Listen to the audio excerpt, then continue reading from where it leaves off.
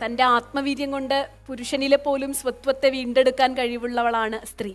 സ്ത്രീയുടെ കുടുംബത്തിലും സമൂഹത്തിലുമുള്ള കൃത്യമായ ഇടപെടലാണ് അതിനെ സുഘടിതമായി നിലനിർത്തുന്നത്. ഈ ആശയത്തോട് സർ എങ്ങനെ? യഥാർത്ഥത്തിൽ ഞാൻ രാമായണത്തിലേക്ക് കയറി തിരിച്ചു വരാം. രാമായണം എന്ന ആദികാവ്യം ഉണ്ടായത് 3 സ്ത്രീകൾ കാരണമാണ്. മന്ദരയും കൈകേയിയും സീതയും അതിലാരെങ്കിലും ഒരാളുണ്ടായിരുന്നില്ല എങ്കിൽ 24,000 ശ്ലോകമുള്ള രാമായണം ഇല്ല.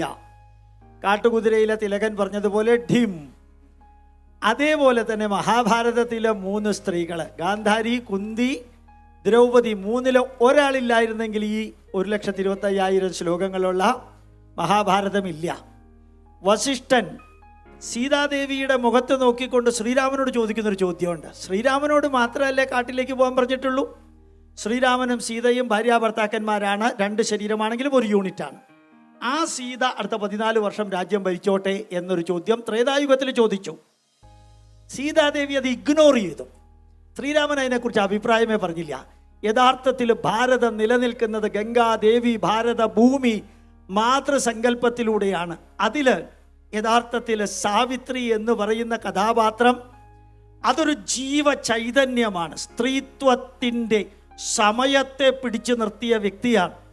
അതുപോലെ ദ്രൗപദി അവസാന ശ്വാസം വരെ ഭീഷ്മര് തകർന്നു വീണു ശരശയ്യയില്, ദ്രോണര് തീർന്നു.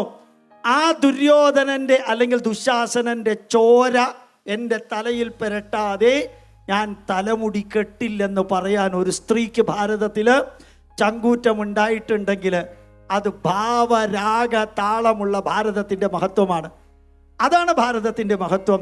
ചെറിയതാവട്ടെ വലുതാവട്ടെ, കഥാപാത്രങ്ങളാവട്ടെ ചരിത്ര വനിതകളാവട്ടെ, അവരുടെ വാക്കുകൾ, അവരുടെ പ്രവൃത്തികൾ, അവരുടെ വീക്ഷണങ്ങൾ അത് ഇന്നത്തെ തലമുറയ്ക്ക് അല്പമെങ്കിലും കിട്ടുകയാണെങ്കിൽ ഇവിടെ ഇപ്പം നടക്കുന്ന പല തിന്മകളും നടക്കുമായിരുന്നില്ല.